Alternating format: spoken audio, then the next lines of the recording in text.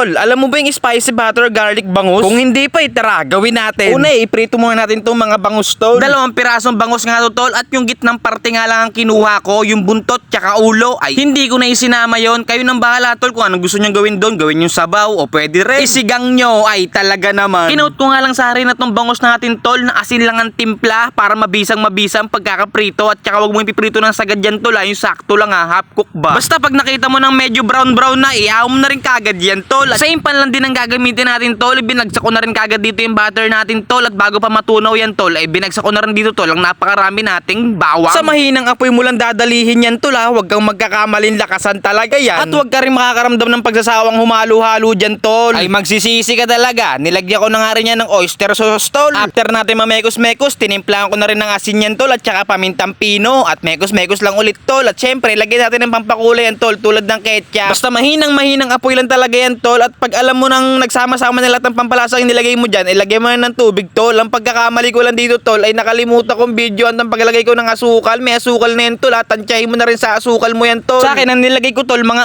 6 na kutsarang asukal, at na yung naluto na yun, tol, ay nilagyan ko lang ng toyo, tol. Saktuhan toyo lang din, tol. At saka luto-lutuin mo lang din yun, tol. At pagkatapos, ilagay mo na ang mga bangus mo kapag okay na, bago pa masunog yung mga bawang na yan. Syempre, tikman mo muna bago mo ilagay yung mga bangus na yan, kasi ayan na ang pinaka-final decision, tol. Sabay sabuyan mo na ng siling green tsaka siling labuyo. Ay, tignan mo naman ang klase ng ulam na are. Abay, ewan ko na lang talaga, tol, kung hindi ka mapa-extra rice din eh. Sabay nakakamay ka pang kumain, sabay naka-soft drinks. Ay, siguradong solid ang dighay. Ay, siguradong tuwa ang misis mo pag nilutuan mo talaga niyan.